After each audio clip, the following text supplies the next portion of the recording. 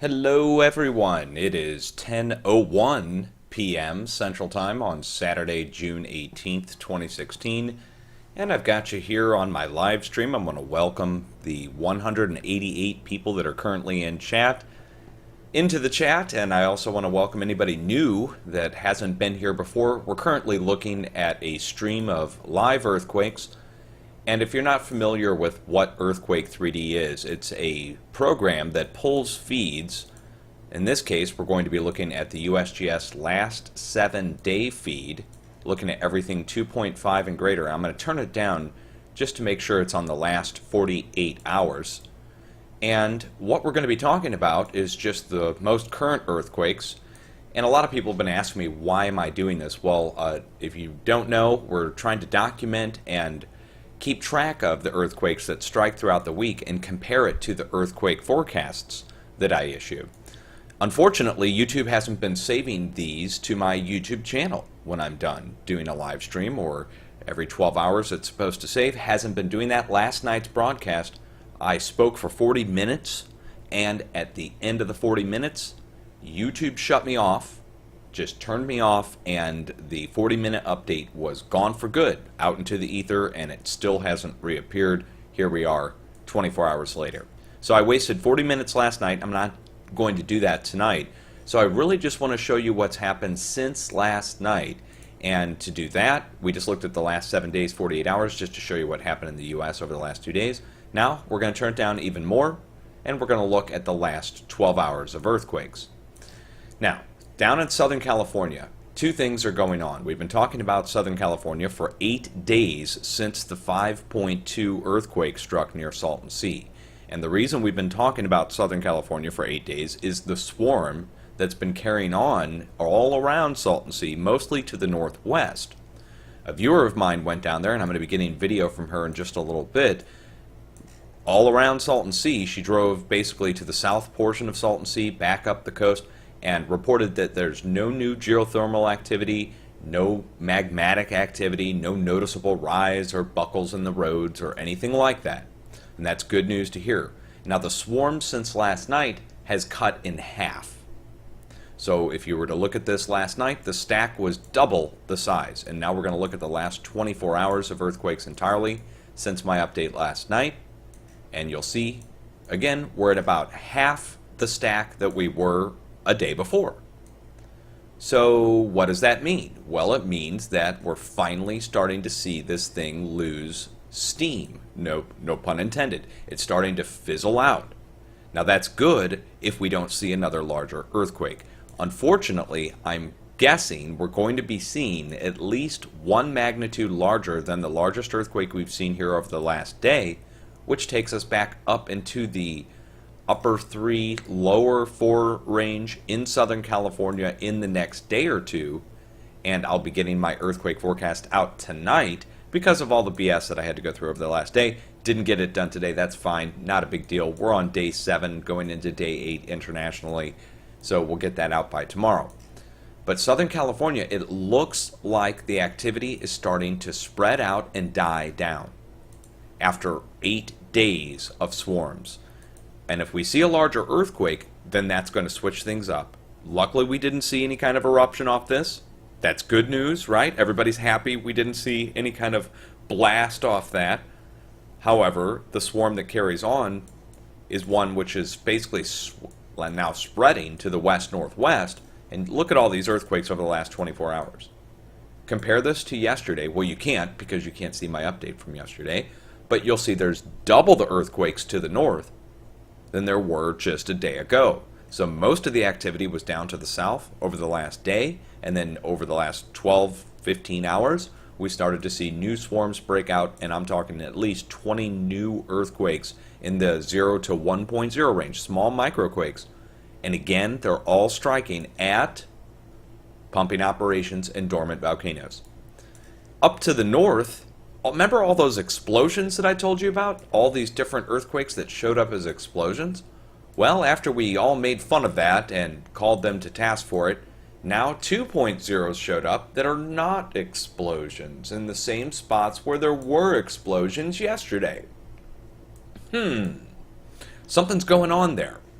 Now, further to the east, you can see a new swarm in addition to the earthquakes that happened yesterday. Additional 3.2s now struck in the Midwest. It's creeping up in size in the Midwest.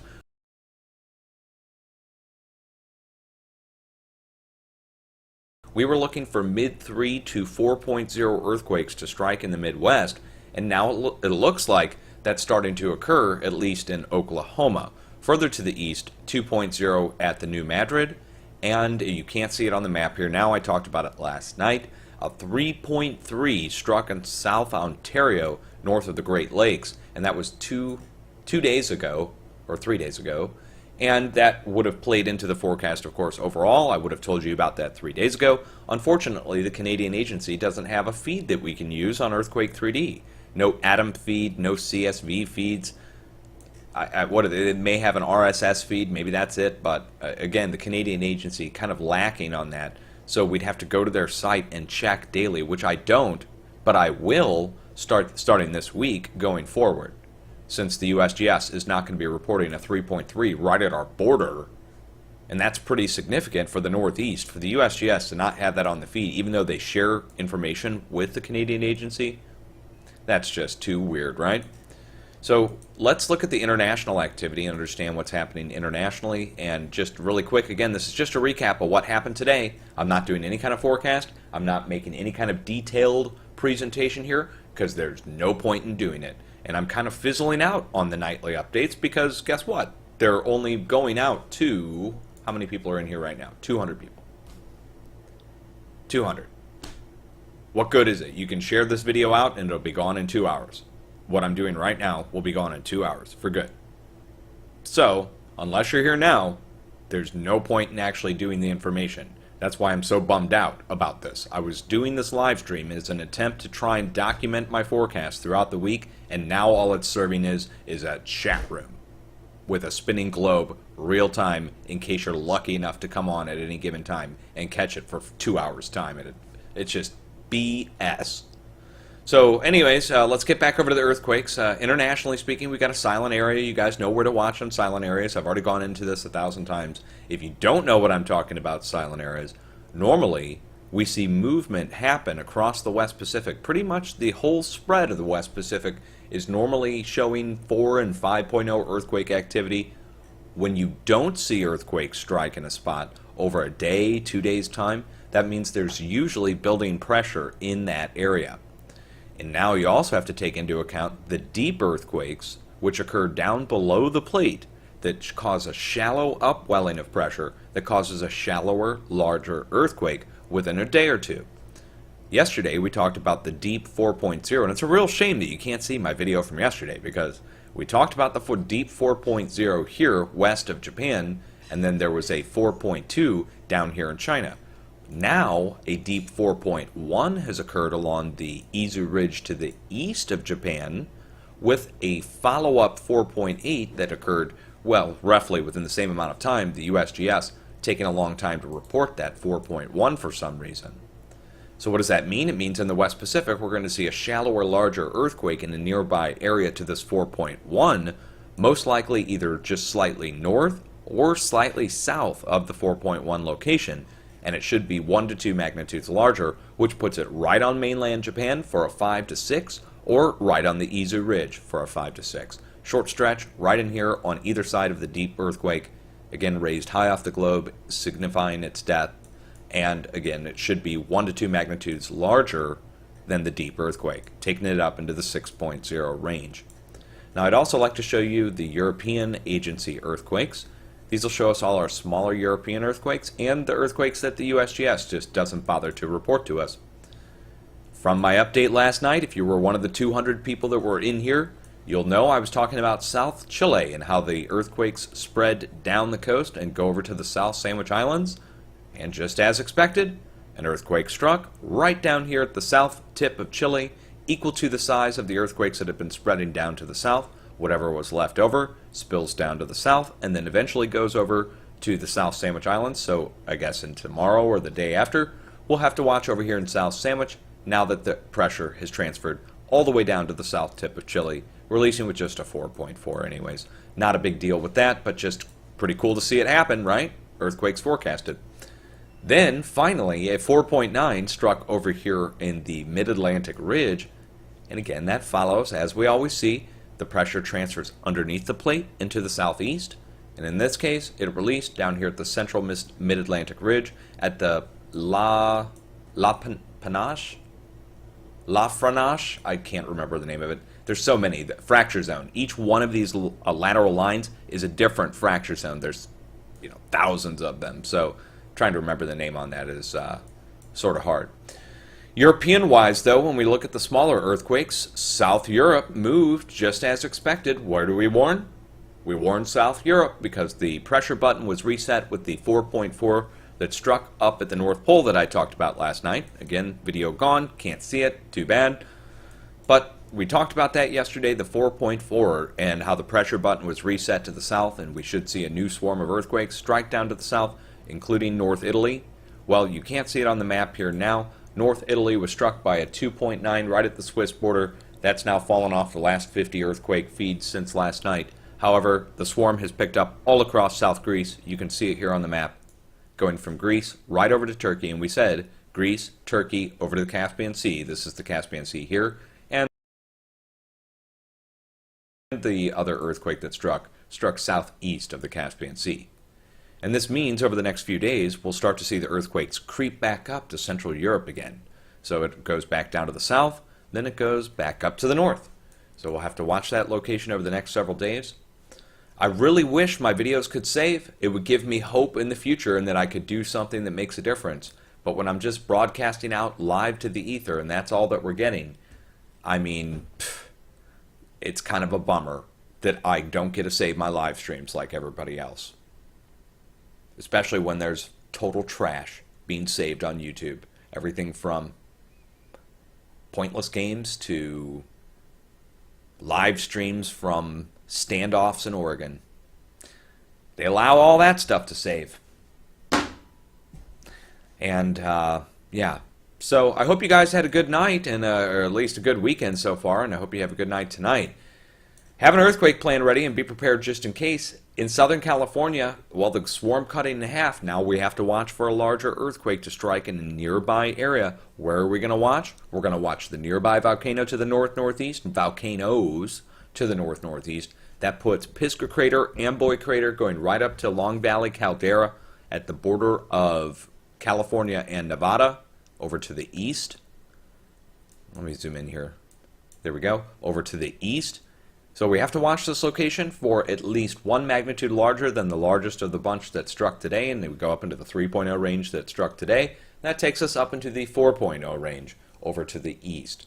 And it should strike in the next day or two. That'll then kick things off again for the West Coast. I'll have a new forecast out by tomorrow, which will fully explain everything, and that'll be on a video on YouTube, which will be entirely different than doing these live streams. One final thing. We need to look into the explosions in the Northwest. I had somebody tell me that there was the road department doing blasts, and that's why all those different blasts showed up yesterday. But I'm starting to call that suspect. And I think somebody needs to look into all the different explosions that occurred in one day's time across Washington State yesterday. I find it highly suspect that they all appeared on the map, and I think we all need to look into that, get the charts, request them from the Pacific Northwest Seismic Network, ask them for public comment, bombard them with emails, send them questions.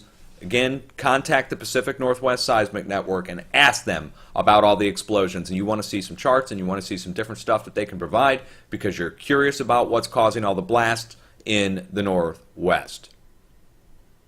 Okay? Get the word out on that, and that's it. So, pretty boring when it doesn't have any graphical updates and when I can't get it out to the world and I can't really make a point because it's not going to be heard by anybody, isn't it? Doesn't it kind of take the oomph out of the earthquake update? I mean, I'd say they really got me at this point, guys. I mean, what good is it? Kind of takes the whole point out of doing a live stream when you can't see it, when it's not saved, when only 200 people in the immediate live stream get to see something. That's like an exclusive audience. It's like having, look at the number in the upper left-hand corner, guys. See that number?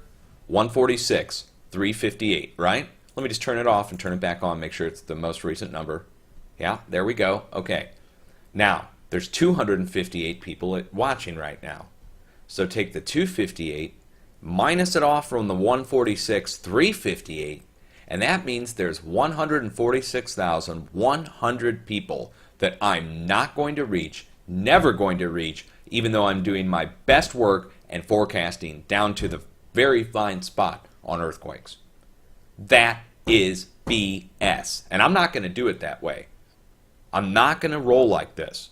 I'm not going to have my time wasted in yours where you're waiting here every night for me at 10 o'clock and I'm not going to get anything from it except for maybe a few pats on the back. Look, I'm trying to save people's lives and get the word out on earthquake forecasting, and the fact that I'm only reaching 200 people. Oh, and then somebody else, and this is so awesome. My viewers are so cool. They really are. Just listen to this. Somebody actually recorded my broadcast last night and offered to upload it for me, and or at least to get it to me. And unfortunately, that kind of takes the whole point out of doing the live update. Because by the time that you guys record it, get it to me, by the time I upload it to my YouTube channel, it's like that day-old bread scenario, where I will already have another update out in 12 hours, or at least in the morning I'll be checking in and doing an update. We get a big earthquake that strikes, and that just makes the whole thing invalid. And while I'm shuffling around cups, trying to get my own video from someone else, it means I'd have to rely on someone else, a stranger out there, to get my own video. Or what I have to have, like a third computer that sits here and records my live stream on top of the live stream already supposedly recording.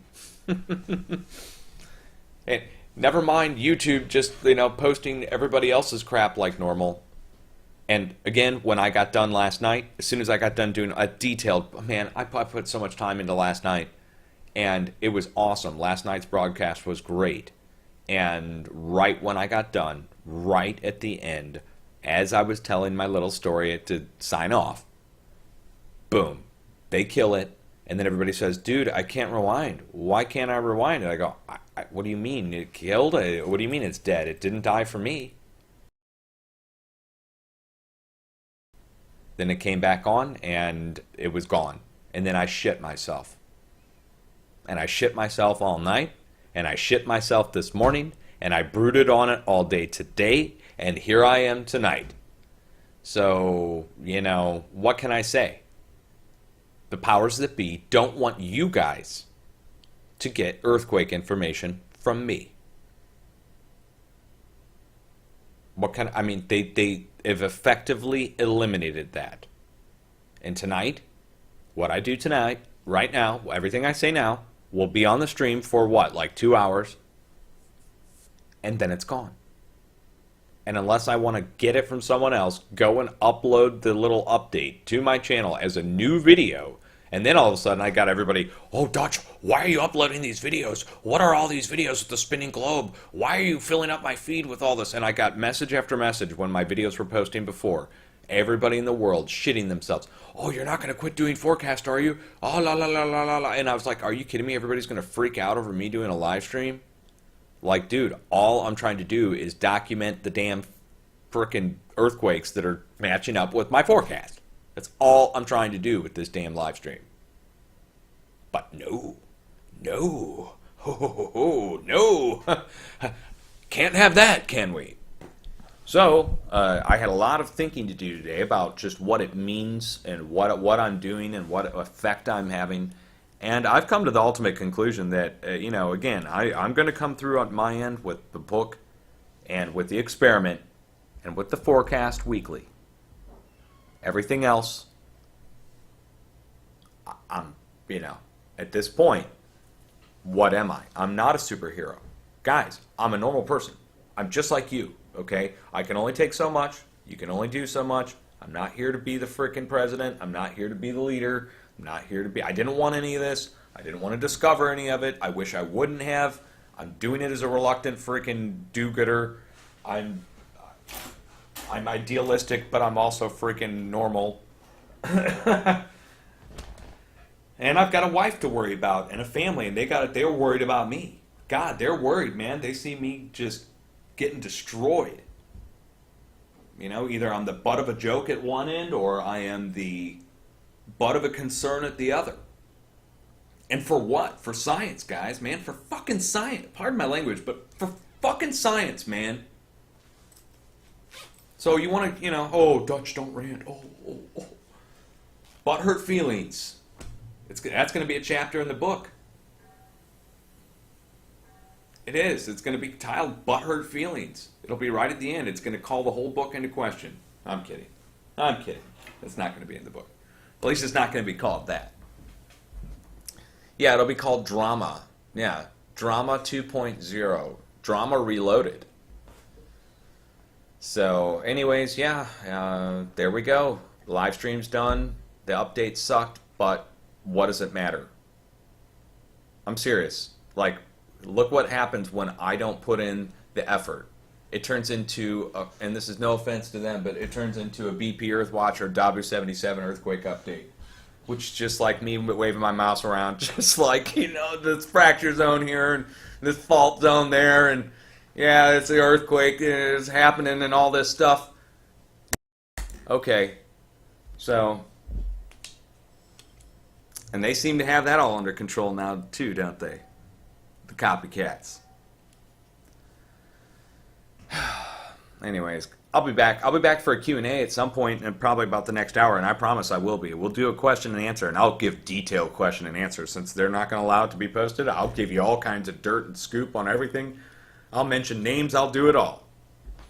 I'll be back. And guys, much love. Thanks for hanging in there. Again, the earthquake update is there. There's no change from last night. The swarm carries on. It's cut in half. Things are dying out at one spot, but picking up to the north in California. We're waiting. I'm going to get the video footage from Jenny, just showing what's down there. But the good news is that the swarm's cut in half, for real. Like, I don't know how else to say it other than the swarm's cut in half. Does that mean it's fully dying out? No. Will it pick back up? It could. What does it mean? I don't know. It's the first time that we've ever seen a swarm like this below a volcano in the United States since I've been keeping track. So, and that's what, 6 years? So, I mean, it's kind of a learning curve for all of us, but I can guarantee you this, my assumptions originally, 100% spot on. Still carrying on in the same spot, just less today. Pressure subsiding, it's been 8 days. Luckily it didn't blow, right? I mean, that's the good news. Luckily that there wasn't a geothermal event. Luckily that nothing actually blew off. We're at day number 8 and the earthquakes are starting to subside. And in Japan, I used Mount Hakone as an example. In Japan, by day 8, there was another large earthquake that struck, which then further carried on the swarm. And after the large earthquake struck, the Japanese officials then came in, because there was already steam occurring, and they had just closed the hot springs resorts there, but they didn't elevate the alert level or make a note of it even. But then after the large earthquake struck, and then the swarm really picked up, and the uplift started, and they went from centimeters uplift to inches uplift after that large earthquake. And that hasn't happened yet in Southern California. It's just been the now 2,700 and some odd earthquakes in that spot in Southern California next to Salton Sea.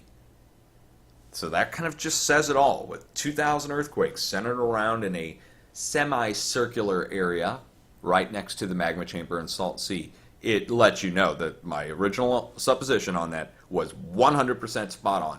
Now, the professionals so far have gotten lucky, because God forbid if something actually goes down and they're not preparing people for it. So maybe they know something we don't know. Maybe it is steam. That's another possibility, is that the geothermal operation there experienced some kind of problem, and the steam is now transferring along the fault zone and the magma chamber above, or the magma chamber and the fault zone above, and the steam will eventually dissipate or cool down as it travels away from that magma chamber. And then, of course, as the steam cools, then you'll stop seeing a rise in the area. A lot of variables on it, but I'm glad I covered it. And unfortunately, when you do these things, you're going to attract the attention of the all-seeing eye of Sauron. And he's not on top of a pole looking for Frodo. He is, for real, and they're bad news. And I would like to point out to everybody who's listening, just a day ago, before all this happened with the reason I'm so upset is they threatened my livelihood online.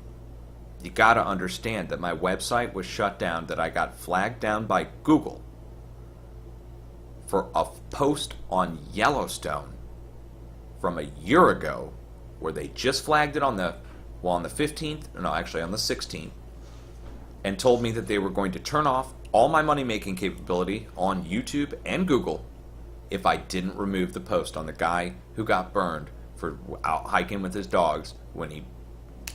It's a long story, I don't even want to go into it. But they made me take that post down, and then the next day, which was yesterday, then, of course, they slammed my videos and wouldn't let it get out.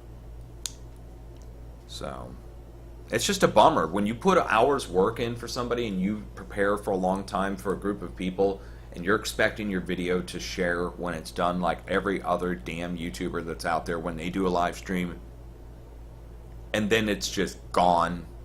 It's like painting a painting and then somebody takes it and burns it. You know what I mean? Like, maybe you don't know what I mean. If you're a creative person, maybe you're not a creative person. Let's say you're just at work, and you've got a stack of work that you've got to do. You do all the work like you're supposed to, and then your coworker, not your boss, somebody else who doesn't like you at the office, comes up, grabs your stuff, takes it, throws it out the window, and then says you didn't do your work. I mean, would you stand for that in your job? Or would you beat the shit out of that freaking person? Exactly. Like, I mean, and what do you do when it's an institution that's doing it? Like, somebody's sneaking in and doing it. Somebody's sneaking in. You can't figure out who it is. You've tried everything, you know? I mean, you tried telling your boss. You tried telling your coworkers. Everybody's like, well, yeah, but there's nothing we can do about it. And you say, yeah, why the fuck do I still work here? This is the shittiest job I've ever had in my life. People say working online is great. I'm telling you, man, it pays half of what a dishwasher earns in a 1 week's time. No joke. You got to beg for money to get ahead. You get no recognition for what you do, and you get the biggest target on your back, and frickin' you wouldn't believe it. You get listed as a threat. You get picked on by professionals. You get smeared in the media. You get no popularity, and you get no credit when you forecast an earthquake right. How about that too? How about that? I got a message for all the science people out there. You're fucked. You are. You gotta, come on, can I get a amen to that? You're screwed, man. You guys are in a you're all going to hell in a handbasket faster than you can even freaking imagine. And every person that was there to try and help and stop it, look what they did to them. Look what they did to me. And on that note, I'll be back in a little bit to answer everybody's questions for as many hours as we can. I'll have a cold beer in my hand, and we'll do the Q&A, and we'll bust their balls right open. And if you guys want to record it and put it on your own channels, fine. But just be prepared. As soon as you record me and put me on your channel, you're going to be listed as a threat on the Department of Homeland Security website, right alongside me, and we can put it all on our tombstones together. Listed as a threat on the DHS website. This man was beloved by many people and listed as a threat on the DHS website. Here lies Dutchsinise. And you know what? I want my headstone made out of indestructible plastic. Hey, you know what? That's a good invention right there. I just reinvented the tombstone. We'll make them out of rubber and plastic. They'll never go anywhere. A rubber headstone. How about that? That'll go right there with the virtual graveyard, my other great invention that never got made. You ever wonder why somebody doesn't make a virtual graveyard that you can walk through, like 3D, where your loved one is buried and represented online for forever? But for real, tonight I will separately record the Q&A on my own, and tomorrow's update will be much better. I promise. Tonight's Saturday night, I decided I was just going to wing it and just show everybody what it's like when I'm censored. And it sucks. It sucks so hard. Even YouTube knows it sucks. They'll see it in the numbers tonight. They want to, hey, look, they want to make money. And if I cut this out and cut all these people out of here, it's bad for them too. So they're trying to like walk that fine line where they can smack me down but still keep it going.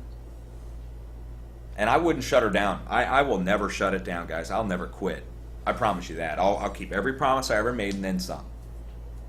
But when it comes to going the extra mile and they're doing that, oh man, God, I'll tell you what, it gets. I brooded on it all day today. I was like, oh man, I am so pissed. What am I going to do tonight at 10? And I said, you know what? I'm just going to give a shitty DB7 type of freaking earthquake forecast. Let the people see what the other, what it's like to not get it, And even the powers that be, because I know they're listening too. I know they're listening. They're listening and taking notes. But what are they going to do when I totally cut them off? They're going to have to get their 1 second warning from Vidali.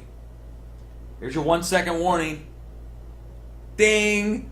Oh, by the time you hear the thing done dinging, you got an earthquake at you. Oh, I'm glad you prepared.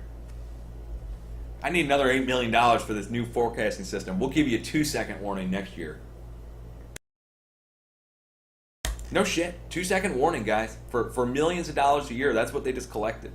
And those are the people attacking me. Anyways, I'll be back.